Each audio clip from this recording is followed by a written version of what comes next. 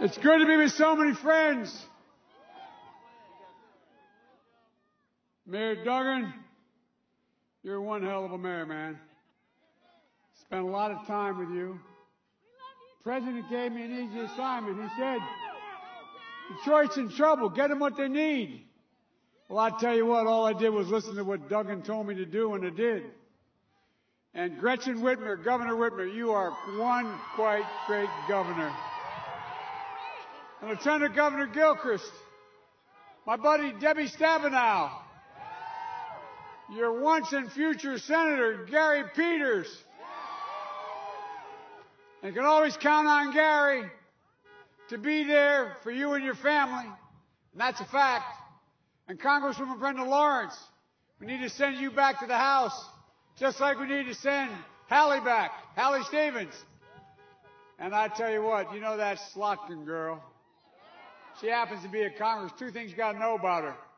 She's forgotten more about the intelligence community, the CIA, than most people ever know. And the second thing you got to know is she's smarter than you. It's harder. And Stevie Wonder is here. Stevie's been a powerful voice for justice for a long time, and he's generally a national treasure. And of course, President Barack Obama.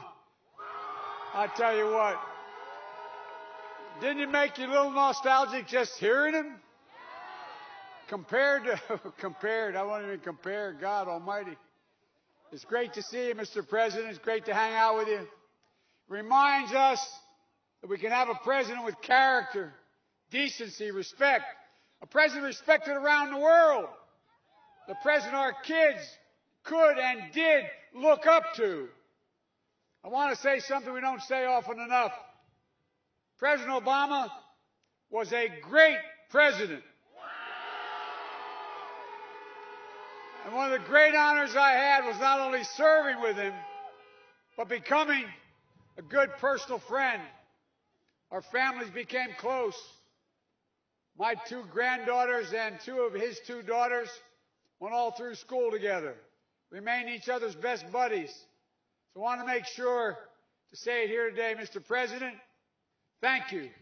Thank you for everything, and thanks for reminding us what we can be again. Look, I want to start on a serious note here by extending my condolences to the Chaldean Assyrian community here in Michigan on the 10th anniversary of Our Lady of Deliverance Church massacre in Baghdad. I was there in Baghdad. I met with the Archbishop. I've been to Baghdad many, many times during the war. And I tell you what, they were worried back then. And after it occurred, I came out here. Look, the right to worship is a fundamental right in America. And as Americans, we should be proud that people from all over the world find a home here in our communities, here in Michigan, where the right to vote is the most fundamental right and the right that protects our religious freedoms. And so my heart goes out to all those. 10 years seems like a long time, but not if you lost somebody. It's like yesterday. So you have my empathy, my sympathy, and my support. Well, Detroit, 3 days. 3 days. 3 days to put an end to a presidency that has divided this nation. 3 days. We can put an end to a presidency that has failed to protect this nation. 3 days. We can put an end to a presidency that has fanned the flames of hate all across this nation. Millions of Americans have already voted. Over 85 million so far, they tell me. Millions more are going to vote in the days ahead because the president said we have to overwhelmingly vote and overwhelmingly win this thing. So my message is simple. The power to change the country is in your hands. I don't care how hard Donald Trump tries. There's nothing he's going to do to stop the people of America from voting. Nothing. And when Americans vote, we will be heard. When America's heard, I believe the message is going to be loud and clear. It's time for Donald Trump to pack his bags and go home. As the president said, we're done with the chaos, with the tweets, with the anger, with the hate, with the failure, with the irresponsibility. Folks, we got a lot of work to do. I don't only need you to get me elected, I need you once I'm elected. Because if I'm elected your president, we're going to get things done. We're going to act. We're going to move. We're going to move for all our families. We're going to act to get COVID under control. On day one of my presidency, we'll put into action a plan I've been talking about for months. Masking, social distancing, testing, tracing. Plan for full and fair and free distribution of therapeutics and vaccines when we get one. Imagine where we'd be if we had a president who had worn a mask instead of mocked it. I can tell you this, we'd have 9 million confirmed cases of COVID in this nation. 9 million. We wouldn't have 230,000 deaths. We wouldn't be seeing these new record numbers of cases we're seeing every single night now. Nearly 100,000 cases nationwide in the United States just yesterday. We wouldn't be facing another 200,000 predicted deaths in the next few months. This president knew in January this virus was deadly. Remember I kept saying, another of us said, look, his intelligence community has briefed him and briefed him in detail. But what did he say? He said, no, I never read the reports. Well, that didn't surprise me, but it turns out he did. He knew, and he hid it from the American people. He knew it was so much worse than the flu. He lied to the American people. He knew it wasn't going to disappear, but he kept telling us a miracle is coming.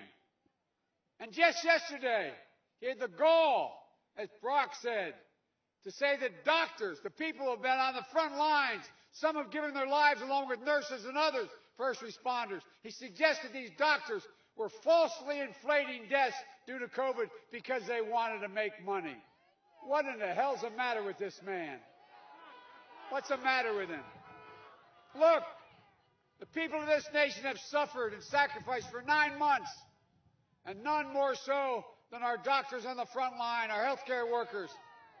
And this president is questioning their character, their integrity, and their commitment to their fellow Americans. It's more than offensive. It's a disgrace, especially coming from a president who's waved the white flag to this virus. Our frontline health workers have given all their best to beat this virus. And many of them died. But they have a president. We have a president that's given up. I'll never raise the white flag of surrender. We're going to beat this virus. We're going to get it under control. And the first step of beating this virus is beating Donald Trump. Look, Trump keeps telling us what a great president he is. The stable genius, as you know. Well, did you know President Obama and I helped create more jobs, as he said, in the last 3 years of our administration than he did in the first year, three years of his, before the pandemic? Or how about this? Did you know Donald Trump is going to be the first president, as the president said, in 90 years, is going to finish his 4 years with fewer jobs under his leadership than when he started? That's a lot of presidents, man. A lot of crises. But only Trump is going to have fewer jobs at the end of his presidency than at the start. Look, you see, I understand something Donald Trump doesn't. Wall Street did not build this country. You did. People like my parents. Ordinary working people in this country. And unions built the middle class. That's a fact. Back when the economy was on the brink in 2009, when Detroit was on its back, Barack and I bet on auto workers. My dad was an automobile man. And over the objective of many, including Vice President Pence, We stepped in and rescued the automobile industry and saved at least 1 million jobs. But what you may not know is Congresswoman Hallie Stevens was on that task force to make sure we got it done. Look, where I come from, I believe we should be rewarding work, not wealth in this country. Work, not wealth. Under my plan, if you make less than $400,000, I guarantee you're not going to pay a penny more in taxes. But if you make more than that, the wealthiest, biggest corporations, the 91 Fortune 500 companies that paid zero income tax, you're going to start paying your fair share. Folks, why should a firefighter, an educator, a nurse pay a higher tax rate than a billionaire? That's a fact, by the way. You're a nurse. If there's any angels in heaven, they're all nurses, male and female, man.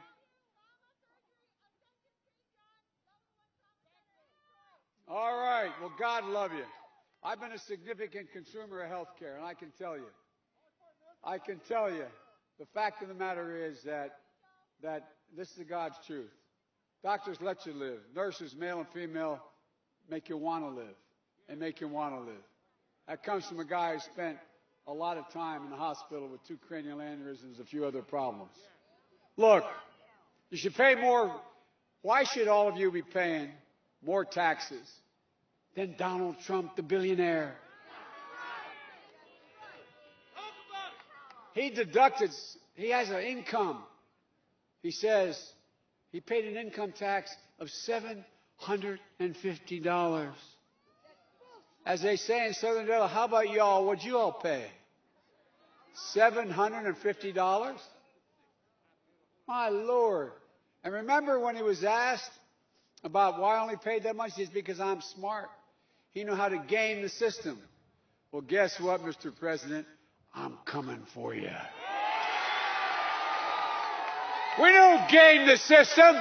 And when the system gets gamed, you all have to pay. It's not right. It's not fair. And we're going to act. We're going to act to protect health care. Trump and the Republicans have jammed through a Supreme Court nomination. And you know why? One reason: to destroy the Affordable Care Act, to rip it out. If they get their way, 100 million Americans will lose protections for pre-existing conditions, including more than 4 million people here in Michigan. Donald Trump thinks health care is a privilege. Barack and I think it's your right. I'll not only restore Obamacare, we'll build on it. You can keep your private insurance, or you can choose a Medicare-like option in the plan we're putting together. We'll increase subsidies and lower your premiums and deductibles, out-of-pocket spending, reduce prescription prices by 60%. The way we're going to do it is the wealthy are going to start paying their fair share so we can make sure you get a fair deal. We're going to make sure we keep the protections for people with pre-existing conditions. Meanwhile, Social Security. The actuary of the Social Security Administration said if Donald Trump says, and he said he's going to change Social Security if he gets reelected, he said if his plan goes through, it would bankrupt Social Security in 2023, by 2023. So go home and tell your parents and grandparents what a great gift is coming if he were to win. I'll protect Social Security, Medicare, and Medicaid. But folks, nothing worse to me than the way he's spoken about those who have served in uniform and those who have died. He called them losers and suckers. Well, my son, Beau Biden, won the Bronze Star, the Conspicuous Service Medal, spent a year in Iraq. He wasn't a loser. He was an American patriot. And I mean it. Just like your sons and daughters, your parents and grandparents. The president likes to portray himself as a tough guy, the macho man. But when was the last time you saw a president of the United States literally being laughed at by the world leaders at the United Nations when he got to speak? The entire UN laughed at him. When's the last time you saw a president of the United States attend a NATO meeting being openly mocked by the leaders of the NATO countries, making fun of him? Tough guy, my word. And you can believe can you believe we have a president who's Vladimir Putin's puppy? Putin put bounties on the heads of American soldiers in Afghanistan.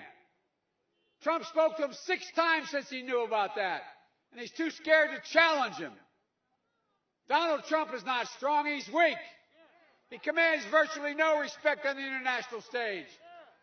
This is a president who not only doesn't understand sacrifice, he doesn't understand courage, physical courage, that it takes to wear that uniform. Maybe that's why 6 of his generals in his administration, who worked in the administration and since left, said he's unfit to be Commander-in-Chief of the United States military.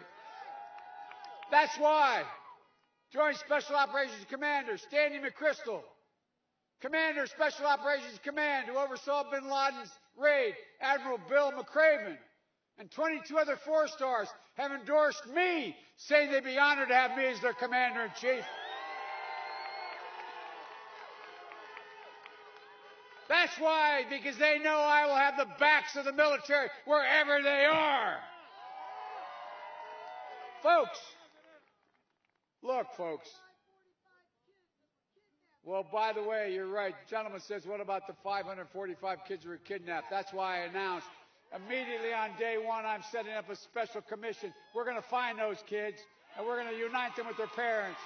We're going to make sure their parents are together. What a total embarrassment. My God. That's why we have to support our military. That's why we have to vote for them. Look, folks, we will act to meet the climate crisis as well. The stable genius calls it a hoax. By the way, today he said he is I think he said perfect physical specimen.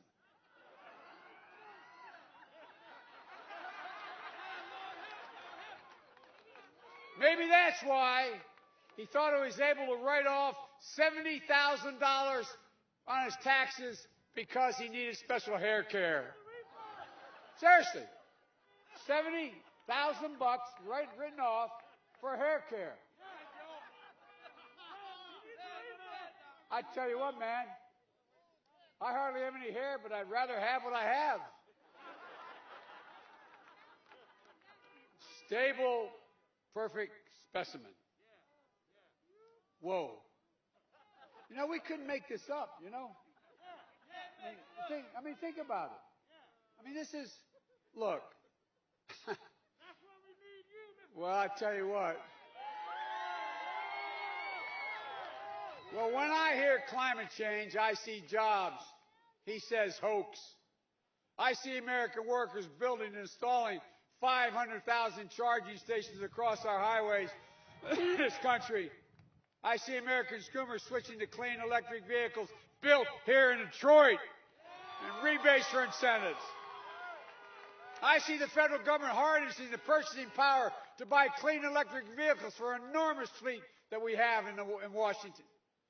They made and sourced by union jobs right here in America.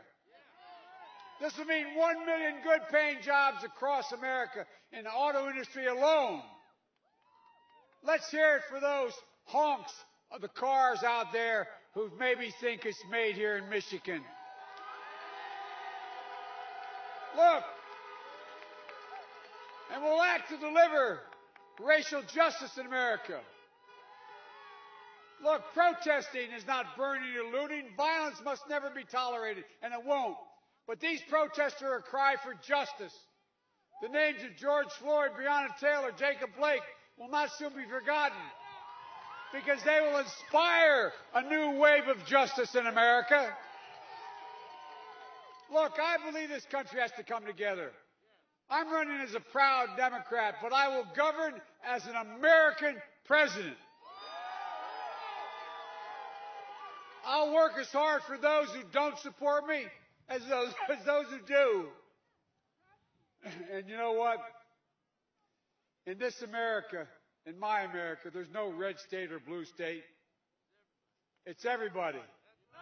That's the job of a president, the duty to care for everyone. So for God's sake, please vote. If you still have an absentee ballot, get it to drop off at the drop box as soon as you can. You can also vote early until Monday afternoon, or you can vote on Election Day. But just make a plan. Make a plan to vote. As has been repeated many times tonight, go to iwillvote.com/MI. Folks, I'll never forget the words, and my colleagues in the Senate used to kid me when I'd always remind them of it. The words President Kennedy said as he promised to send us to the moon. He said, we're doing it because we refuse to postpone. Well, I refuse to postpone the incredible opportunities that the American people have available to them. There's nothing beyond our capacity. There's no limit to America's future. The only thing that can tear America apart is America itself. And that's exactly what Donald Trump's been trying to do from the very beginning of his campaign. Dividing America, pitting Americans against one another based on race, gender, ethnicity, national origin. It's wrong. It's not who we are. Look, folks, everybody knows who Donald Trump is. Let's show them who we are. We choose hope over fear. We choose unity over division. We choose science over fiction.